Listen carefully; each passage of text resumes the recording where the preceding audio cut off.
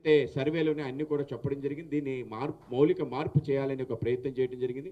దాంట్లో భాగంగానే ప్రీతమ ప్రధాని నరేంద్ర మోడీ గారు, అలాగే మా యొక్క వ్యవసాయ శాఖ మంత్రి శ్రీ శివరాజ్ సింగ్ చౌహాన్ గారు, ఆయన రూరల్ డెవలప్మెంట్ కూడా, గ్రామీణాభివృద్ధి మంత్రి కూడా, అందరూ కలిసి ఆలోచన చేసి ఒక సంవత్సరం పాటు దీనికి ముఖ్యంగా 3-4 డిమాండ్లు ఉన్నాయి. ప్రతి గ్రామంలో అనేక రకాల మౌలిక సదుపాయాలు చేస్తున్నారు. ఇవాళ రోడ్లు వేస్తున్నారు, అనేక చోట్ల హౌసింగ్ నిర్మాణం చేస్తున్నారు, అలాగే వ్యవసాయం కూడా చేస్తున్నారు. వీటన్నిటికీ కూడా కూలీలు దొరకని ఒక పరిస్థితి ఏర్పడింది కనుక ఈ పనికి ఆహార పథకానికి దానికి అనుసంధానం చేసే విధంగా, ఉపాధి మరింత కల్పన చేసే విధంగా ఆలోచన చేయాలనే ఒక ఆలోచనలో భాగంగా మొన్న జరిగిన పార్లమెంట్లో చివరి రోజు ఈ యొక్క పథకంని ప్రవేశపెట్టడం, దానిపైన డిస్కషన్ చేయడం, ఆమోదించడం జరిగింది. ఇవాళ ఒక నూతన శకం ప్రారంభమైంది. వికసిత భారతం 2047 కల్లా పూర్తయ్యే విధంగా ఈరోజు జీ అనే పథకం, ముఖ్యంగా guaranteed Rozgar and Ajeevika mission Gramin, ఆ విధంగా 2026 ఈ సంబంధించిన ఈ యొక్క చట్టం ఏదైతే ఉందో తప్పనిసరిగా దేశానికి సంబంధించిన అనేక రకాలుగా ప్రగతి తీసుకెళ్లే విధంగా, ఉపాధి గ్రామంలో దొరికే విధంగా, అలాగే గ్రామం యొక్క అభివృద్ధి జరిగే విధంగా చూడాలి అని చెప్పే ఆలోచనతోనే ఇది ప్రారంభమైంది.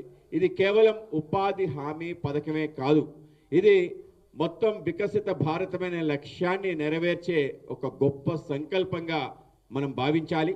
అలాగే కేవలం సంక్షేమం పైనే ఆధారపడి నడుస్తున్న గ్రామీణ పేదలకి ఇది స్వావలంబన దిశగా అడుగులు వేయడానికి ఒక అవకాశం కల్పిస్తుంది. ఆ విధంగా వాళ్ళంతటా వాళ్ళ కాళ్ళమై నిలబడి వాళ్ళ సంపాదన వాళ్ళు సంపాదించుకొని బ్రతికేందుకు ఒక అవకాశం. ఆ విధంగా గ్రామీణ స్వావలంబన, ప్రతి వ్యక్తి యొక్క స్వావలంబన కూడా దీంట్లో ముడిపడి ఉంది. ఆ విధంగా ముందుకెళ్ళటం అతి ముఖ్యంగా. గతంలో ఉపాధి హామీ పథకం కేవలం 100 రోజులే గ్యారంటీ ఇస్తే, ఇది 125 రోజులు వాళ్ళకి ఉపాధి అవకాశం కల్పించడం ఏదైతుందో చాలా గొప్ప వెసులుబాటుగా మనం తప్పనిసరిగా గమనించాలి. ఇది ఆర్థిక భద్రత కలిగిస్తుంది. ఉపాధి సంబంధించిన అనేక అవకాశాలు, కేవలం నీరు అలాగే అక్కడ అవడంతో పాటు అనేక రకాల ఇతర అవకాశాలు కల్పిస్తుంది, వ్యవసాయంతో సహా అని చెప్పి మనం గుర్తించాలి. పూర్తి స్థాయిలో వలసలు ఏవైతే ఉంటాయో దాన్ని ఆపడానికి ఇది అవకాశాన్ని తెప్పిస్తుంది. అలాగే ఆర్థికంగా వాళ్ళకి స్థిరత్వాన్ని కూడా చేకూర్చడానికి ఇది లాభపడుతుంది. అలాగే దీనికి సంబంధించిన అతి ముఖ్యమైన అంశం ఏంటంటే దీర్ఘకాలిక ఆస్తి సృష్టి జరుగుతుంది గ్రామంలో.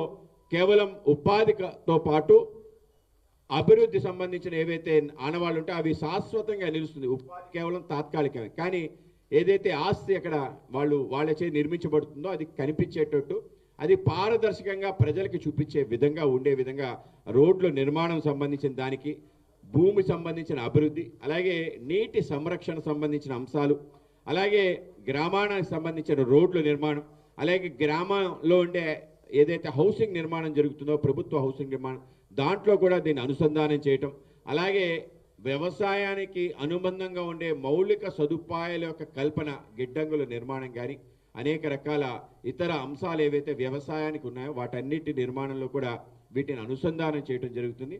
అలాగే దీంట్లో అతి ముఖ్యంగా పారదర్శకత, సాంకేతికత ఏదైతుందో దీనికి పెద్దపీట వేసి మొత్తం పూర్తి స్థాయిలో ఎవరైతే దీంట్లో ఉపాధి పొందాలని నమోదు చేసుకుంటారో వాళ్ళకి తప్పనిసరిగా బయోమెట్రిక్ ఉంటుంది, వాళ్ళకి సంబంధించిన డిజిటల్ ట్రాకింగ్ ఉంటుంది, ప్రతిరోజు వెళ్ళాడా లేదా అని చెప్పి ఆ డిజిటల్ ట్రాకింగ్ ఉంటుంది.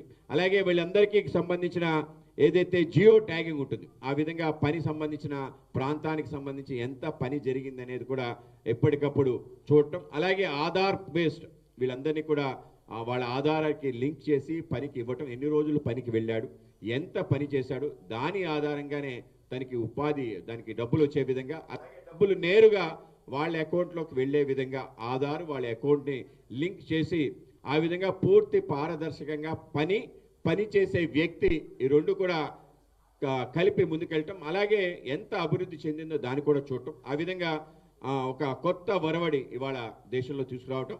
అలాగే దీన్ని ఎవరైతే పర్యవేక్షిస్తున్నారో వాళ్ళు కూడా డిజిటలైజ్ చేసి వాళ్ళ కింద ఎంతమంది ఉన్నారు, ఎంతమంది పనికి తీసుకొచ్చాడు, ఎంత టైం వాళ్ళు పనిచేసే సూపర్వైజర్స్, ఫెసిలిటేటర్స్ అంటారు, వాళ్ళకి సంబంధించిన అంశం కూడా పెద్ద ఎత్తున జరగటం జరుగుతుంది. అలాగే ప్రతి గ్రామానికి సంబంధించిన ఏదైతే గతంలో నిధులు ఇచ్చి ఆ నిధులు మనం ఎంఎన్ఆర్జీఎస్ వర్క్స్ కారణంగా ఫలానా భవంతి నిర్మాణం అయిందంటారు. ఆ విధంగానే ఉపాధి హామీ పథకంగా ఏమి జరిగిందనేది అక్కడ డిస్ప్లే చేసే విధంగా ఒక ప్రయత్నం జరుగుతుంది. ఆ విధంగా పని ప్రారంభం, పని ముగింపు, ముగింపు అయిన తర్వాత ఈ పని జరిగిందని వాళ్ళకి ప్రదర్శన చేసే విధంగా ఉండటం.